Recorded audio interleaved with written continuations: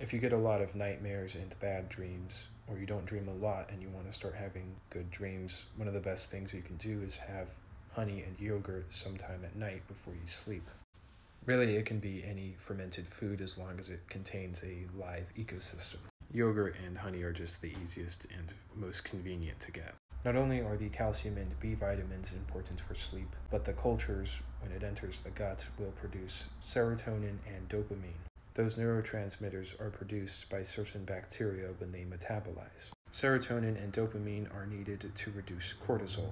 Cortisol is what stops sleep hormones from being effective. Serotonin is also needed to make melatonin. All of this helps to reduce stress and anxiety as well.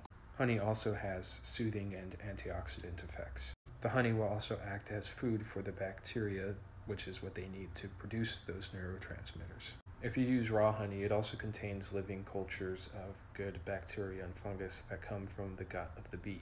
I've talked about it before, but honey has essentially limitless potential. Pollen contains the chemical or medicinal qualities of the flower it comes from. When bees collect that pollen and produce honey, all of those qualities are preserved. You could easily make a chamomile and lavender honey, which would only help with sleep even more. This is also why honey could be poisonous if the flowers collected were poisonous flowers. You can have honey with any combination of medicinal flowers. You could even have psychotropic honey as long as the plant produces pollen.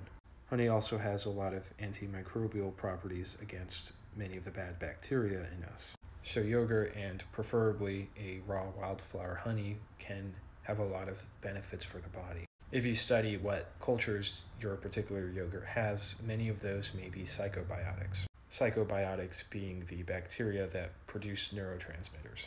There's a lot of interaction between the host and the microbiome that's still being understood, especially in relation to dreams and mood and behavior and psychology. So if you're trying to get rid of nightmares and just have good, vivid dreams that you can remember in the morning, I think it's worth trying, and I hope it helps.